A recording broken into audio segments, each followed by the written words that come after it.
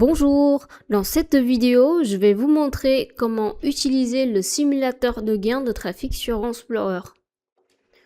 Pour y accéder, il faut aller sur l'onglet Gain des résultats naturels. Et vous pouvez retrouver la vidéo tutoriel depuis la bulle d'aide. Le principe de cet outil est qu'on simule le trafic d'un site analysé si tous les mots-clés de ce site gagnaient 5 positions ou 20 positions. Donc 5 positions, ça veut dire le gain sur le court terme et 20 positions, ça veut dire c'est le gain sur le long terme.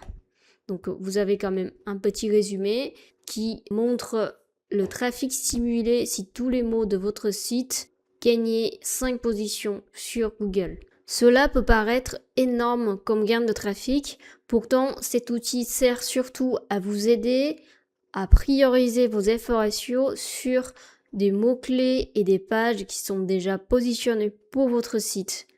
Donc, si vous souhaitez optimiser des contenus existants, alors cet outil est fait pour ça. Si vous regardez dans le tableau en dessous, vous avez deux types de gains, 5 positions ou 20 positions. C'est le même principe, ça veut dire juste si un mot-clé gagnait 5 positions ou 20 positions, comment évoluerait le trafic de ce site. Vous pouvez filtrer par trafic de marque, hors marque ou des mots-clés dans top 20, top 30. C'est des mots-clés qui sont déjà positionnés sur Google et qui sont très potentiels à optimiser pour vous faire gagner plus de trafic. Donc là, je vais vous montrer par exemple pour le type de gain simulé de 20 positions.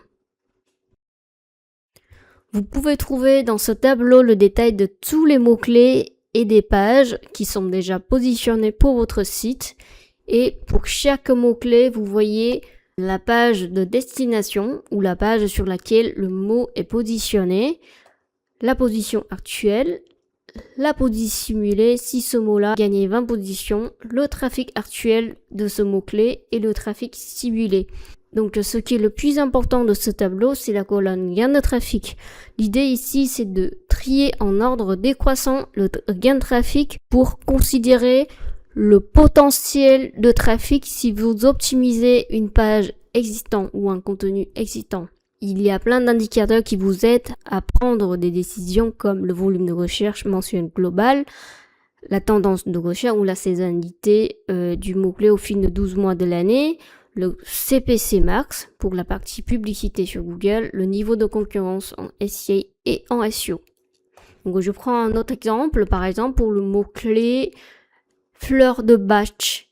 En fait, pour ce mot-clé, sa position actuelle est 22e position sur Google, et si ce mot-là gagnait 20 positions, il serait en deuxième position sur Google, et on estime un gain de trafic de plus de 8000 visites supplémentaires. Ça peut paraître énorme, encore une fois, mais ce chiffre-là, c'est une prévision, et ça vous aide juste à avoir une idée sur le potentiel de trafic, et pour vous aider à prioriser vos travaux SEO au lieu de travailler sur des mots qui ont peu de potentiel derrière. Ce qui est intéressant, c'est que pour chaque mot-clé, vous avez déjà la page sur laquelle le mot est positionné.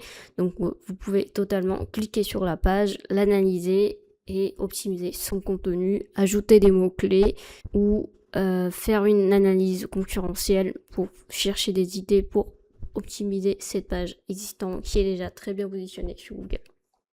Si vous avez d'autres questions, n'hésitez pas à nous envoyer vos questions dans le chat en bas à droite de l'écran.